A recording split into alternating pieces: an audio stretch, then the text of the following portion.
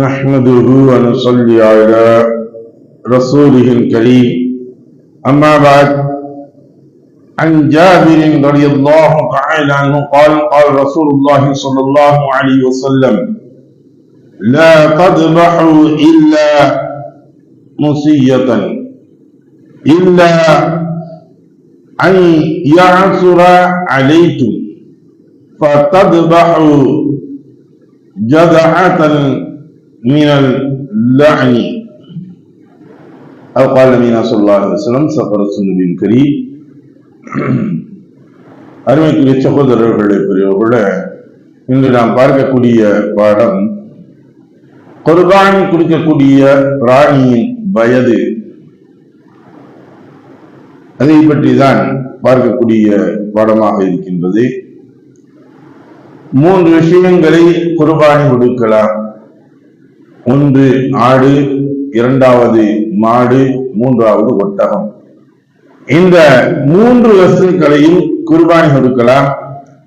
இதற்குரிய எந்த விலங்கு வேண்டாலும் எந்த வயசுல வேண்டாலும் கொடுத்துட்டு போயிடலாம். பால் குடிக்கிற குட்டியை கூட குர்பானி கொடுக்கலாம் அப்படிங்கிறது நினைச்சா இல்லை. அதற்கு ஒவ்வொரு வயது வரம்புகள் வைத்திருக்கின்றார்கள். அந்த அடிப்படையில் பார்க்கக்கூடிய சமயங்களில் இந்த செம்பரி ஆடு என்று சொல்வார்கள். ரோமங்கள் அதிகம் உடைய செம்பரி ஆடாக இருந்தால் 1 வயது அல்லது 6 மாத குட்டியாக கூட இருக்கலாம். 6 மாதத்திற்கு மேற்பட்ட குட்டியாக அது வளர்ச்சி ஓர் ஆண்டுடைய வளர்ச்சியாக இருக்க வேண்டும். பார்ப்பதற்கு நல்ல முறையில் கொடுத்ததாக இருக்கக்கூடிய ஆடாக இருந்தால் கொடுக்கலாம். வெள்ளாடு என்று சொல்லக்கூடிய அந்த ஆட்டிற்கு பொறுத்தவரைக்கும் 1 ஆண்டு கண்டிப்பாக பூர்த்தியாகி இருக்க வேண்டும். மாட்டுடைய வயதை பார்க்கக்கூடிய சமயங்களில் அது 2 ஆண்டுகள் பூர்த்தியாகியிருக்க வேண்டும். மாட்டிற்கு 2 ஆண்டுகள் பூர்த்தியாயிருக்கணும். இன்னைக்கு பார்க்கலாம் பல இடங்கள்ல இந்த 2 வயதிற்கு கீழ்பட்ட மாடுகளை அறுக்கின்றார்கள்.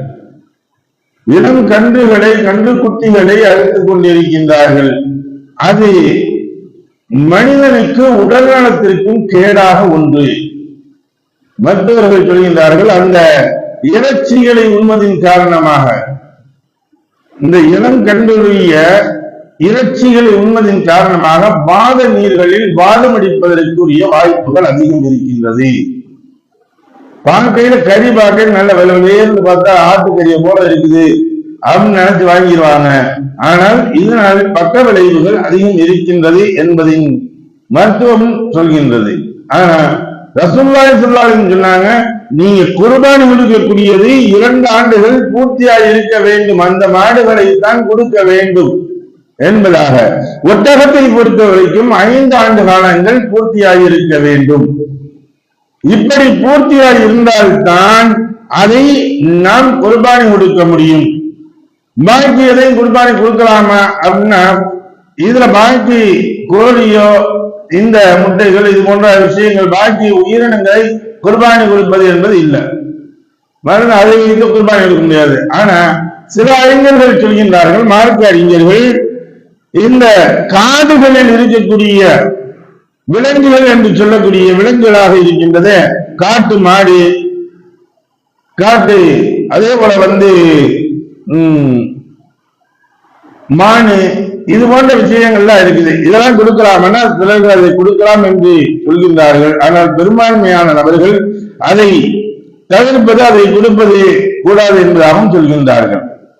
ஆக மனிதன் வளர்ப்பில் இருக்கக்கூடிய விலங்கினங்களை குர்பானி கொடுப்பது, இதுல ஆடாக இருந்தால் 1 நபர் கொடுப்பது, மாடு ஒட்டகம் இதற்கு 7 நபர்கள் பங்கு சேர்ந்து கொடுக்க வேண்டும்.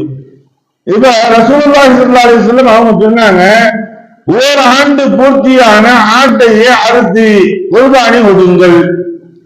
அதற்கு அது கிடைக்காவிட்டால் செம்பரி ஆட்டில் 6 மாதத்திற்கு மேல் 1 வயது ஒருவருக்குட்பட்டதை அறுத்து குர்பானி விடுங்கள் என்பதாக ரசூலுல்லாஹி ஸல்லல்லாஹு அலைஹி வஸல்லம் சொன்னாங்க. இது ஜாபிர் இப்னு அப்துல்லாஹ் ரலியல்லாஹு தஆலா அவங்க அறிவிக்கிறாங்க.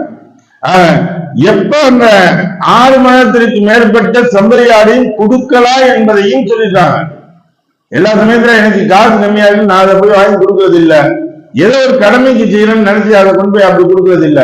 நீங்க ஓராண்டு காலங்கள் பூர்த்தியான ஆடையே நீங்கள் கொடுப்பதற்கு பாருங்கள் என்பதைத்தான் வலியுறுத்துகின்றார்கள்.